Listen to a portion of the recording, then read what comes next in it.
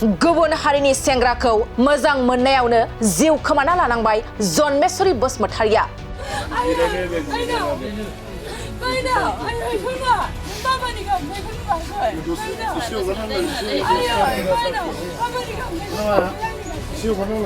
दिनै बिमानि मेगनाव मोदैनि बाना लोमसावनांबाय। गाबै गाबै बिदाय होदों नख'रनि दुखुथिया सोद्रोमाफ्रा।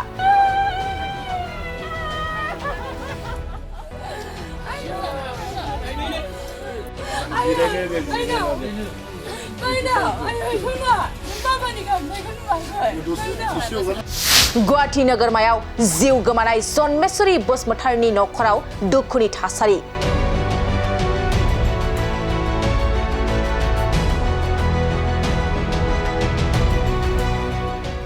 जन्मेश्वरी बसुमतारिनि सोमोनांथावै जिउ गोमानायखौ गनायनानै लानो गोब्राब जादों नख'रनि सुबुंफ्रा। गुबुन हारिनि इन्द्रजित फैद मुंनि सेंग्राखौ मोजां मोननायावनो जिउ खोमाना लानांबाय जन्मेश्वरी बसुमतारिया। गुवाहाटीनिफ्राय न'आव थांनो होनना खौरां हरनायनि दसे उनावनो सोमोनांथावै जिउ गोमानासो थानांबाय जन्मेश्वरी बसुमतारिया। मख'नो गोनांदि जिउ गोमानाय जन्मेश्वरी बसुमतारिया धेमाजि जिल्लानि सिमेन्ट सापरि पुलिस स्टेशननि बेन्दोंआव थानाय हांमा सापरि गामिनि राजु बसुमतारिनि आंगो फिसाजोमोन। मिथिनो मोननाय बादिब्ला जन्मेश्वरी बसुमतारिया न'निफ्राय थांनाय 2 जानुवारि खालि गुवाहाटीयाव थांदोंमोन। जन्मेश्वरी बसुमतारि आरो सेंग्रा इन्द्रजित फैदजों थांनाय 22 खालारनिफ्रायनो गुवाहाटीनि गान्धी बस्तियाव इन्द्रजित फैदनि रुमाव सानैजों जमा दंमोन। लोगोसे 26 जानुवारि खालि 2:20 समाव न'आव थांनो होनना नख'राव खौरां हरदोंमोन। नाथाय दुखुनांथाव खौरां 3 रिंगायाव सेंग्रा इन्द्रजित फैदनि रुमाव जन्मेश्वरी बसुमतारिनि गोथै देहा दं होनना गुवाहाटीनिफ्राय खौरां हरनाय जायो नख'रसिम। दिनै जिउ गैयै जन्मेश्वरी बसुमतारिनि गोथै देहाखौ नख'राव लाबोना जोबथा बिदाय होबाय। लोगोसे नख'रनि सुबुङा जन्मेश्वरी बसुमतारिखौ मोजां मोननाय सेंग्रा इन्द्रजित फैदानो बुथारदों होनना दाबि खालामदों आरो थार बिजिरनायखौ मोननो हास्थायदों खुंथायनिफ्राय। बुब्लि नागिर गासै रायजोनिसिम आंनि खुलुमगोरनाय जासिबाय। आङो जन्मेश्वरीनि बिफानि बिसिगि आङो थांनाय 21 अक्ट' खालि जन्मेश्वरीया गावनि पान कार्ड थाबोदों होननानै लायनो थांदोंमोन बिथाङा।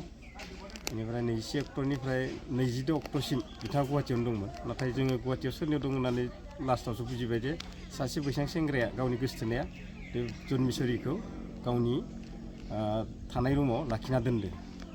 लाखिना थानायाव 22 अक्ट' खालि जन्मेश्वरीया गावनि बिमाजों बे आयै आं न'आव थांफिननोसै आं टिकेट लाखाबाय होननानै 12:48 फन हरदोंमोन आरो। बेनिफ्राय बिथाङा फन हरखांनानै 2 घन्टासो थाखांनायनि उनाव 3 बाजियाव जे जोंनिफ्राय मोनसे आरो कल मोनबाय जे जन्मेश्वरीया सुइसाइड जाना दं, फासिनांना दं होननानै। बेनिफ्राय जों सानबाय आरो जन्मेश्वरीयाथ' दानिसो जोंनो फन हरदोंमोन बि बोरै जाथावना होननानै। नाथाय उनाव गमामायाव जोंनि मानसिजों जोङो कन्टेक्ट खालामलायनानै लास्टाव सोर मार होननानै बिथांनि फट'खौ हरलायनायाव नायनायाव नुमारबाय जे नंमारगौ बुन्दुनिनो फिसाजो जन्मेश्वरीयानो। दा बेखौ खोनानानै जोङो हाखु दाखु बै सानखालि जों थांनो हायासै 22 अक्ट' खालि। जे 22 अक्ट' खालि जोङो हराव थांनानै नुहैबाय। बे नायनायाव नुबाय जे जोङो जाय बायदि बैसां सेंग्राया लाखिना दोन्दोंमोन बिखौ बिनि स्टेटमेन्ट होनाय बिनि बुंनायजों फासिनांना थैदों होनना बुंनायजों आरो मानसिनि डेटखौ नायनानै जों नुबाय जे बियो फासिनांना थैनाय नङा।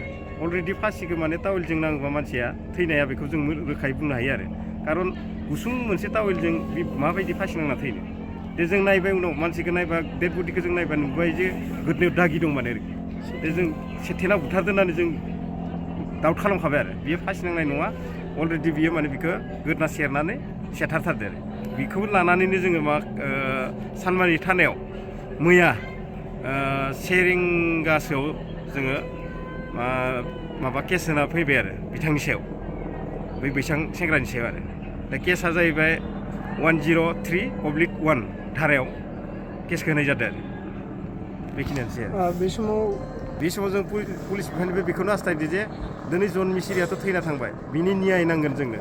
जे जाय मानसिया जन्मेश्वरीखौ बुथारजों आरो बिजों बेसेबां लोब्बा दंफायो बेखिना मानसिखौ हमनानै जाहाथे गोख्रों राहा लानांगौ आरो बेखौ थैस' थांस' मा साजा होनांगौ होननानै जोंनिफ्राय हास्थायनाय दं आरो लुबैदों आरो